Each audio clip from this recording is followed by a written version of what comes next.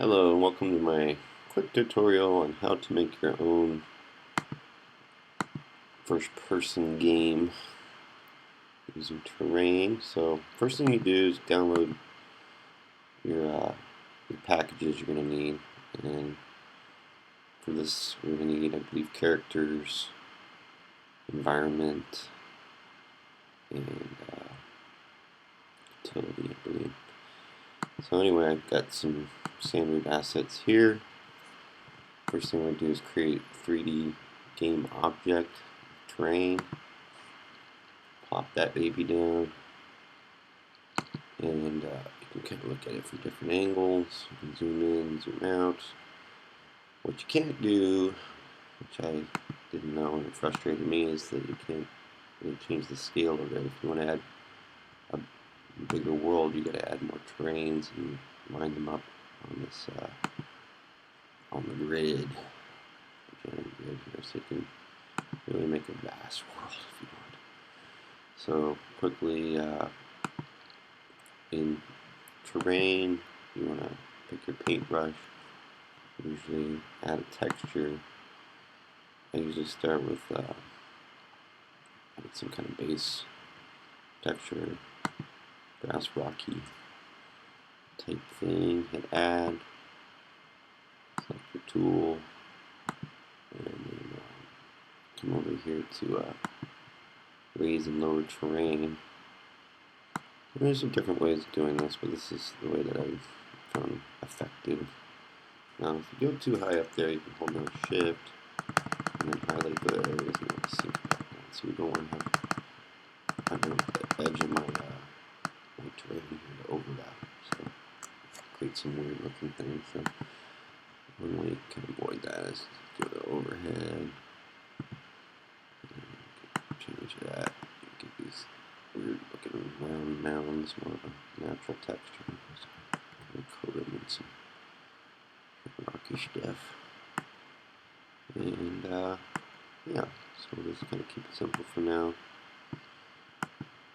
And you want to make sure your position is 0, 0, 0. If not, you can set reset there on the little widget bar. And then let's go ahead and add some color to our mountains. So we'll go back to add texture and select this little box. And then grass hill.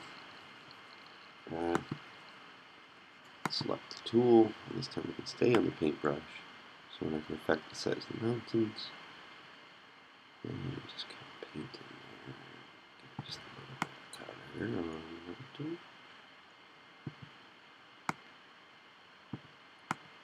If you want to make a paintbrush real big, you can take a giant paintbrush,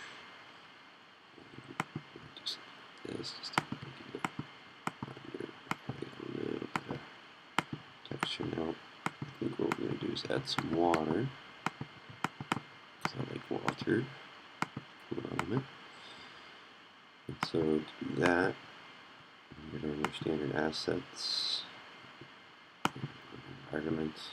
I like to go in this way, so I can see everything laid out.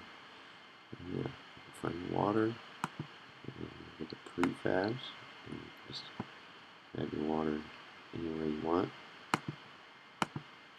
And just hit reset. And then to focus on the water, you can hit F, and zoom in to the water. Wow, look at my giant water soda. We'll do 375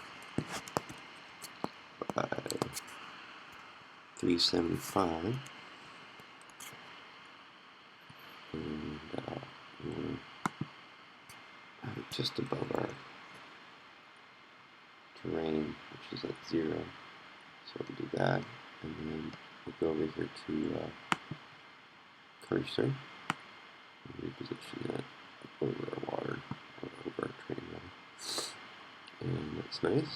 And now we'll just go back into standard assets, go into characters, first person controller, once again prefabs, take your FPS controller, just throw it in there. Now, you don't want to zoom in on it, But what I always recommend is check your position first, go to reset. That's going to put you right on the corner where you want to be.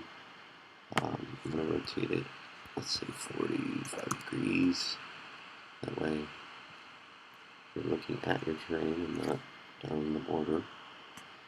And check it out this way. Use your hand tool to get back to the angle you want there. And notice we have the first person character view, and then your actual controller. I'm going to raise them up a little bit so it's not getting rid of the water. 1.5, I think that might work. And let's test it out real quick. We hit game, play.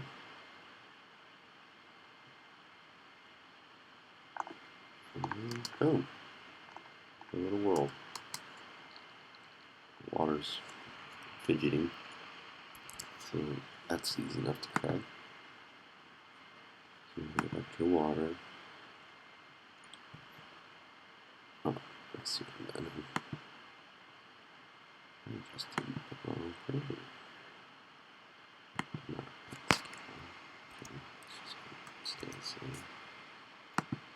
Why? I need to. There we go. See how the water got darker. It wasn't merged with the same exact character. So I'm going to test it out. Nice, gorgeous water. You hold down shift. Run faster. And yeah, I always like to run really fast through the world that I'm creating and experimenting with them. So you can always go into your FPS controller and you can adjust your run speed. Let's do something ridiculous here, like 50. It's not that ridiculous. And your jump speed, so you can jump like high if you want it. Anyway, there's some options there. Last thing I want to do is show you how to create your own little character GUID. So let's create a capsule. And once you create the object, again, you want to usually set it unless you painstakingly try to put it where you want to put it, but it's easier just to start where you know where it is, right there on that corner, Main and Broad Street. And then, yeah, so there's going to be a little character GUID, so we'll just raise them up.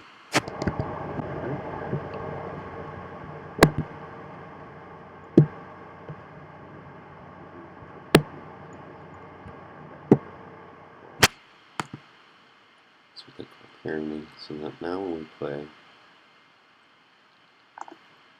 we're going to see ourselves as a little dude. And by adjusting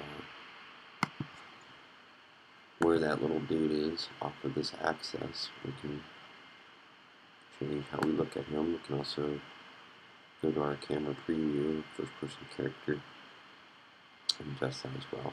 So anyway, this is some real basic stuff just to get you going and help you to create your own little fun little, now look how fast it is. A lot of jump power. Just cruise through here. Yeah, I hope you enjoyed it. I hope I answered some questions for other beginners like myself who are just trying to have fun and figure out how to make quick games. Really cool thing to do with your kids and say, hey, what kind of world do you want to create? And you can create it in 5 minutes and be playing around in it. Oh yeah, and finally, if you want to create your own game, full screen, you just want to go to build, file, build and run, and that'll take you to where you create your video game. Alright, hope it answers questions. We'll talk more about creating characters and scripts and stuff like that if there's any interest in this video.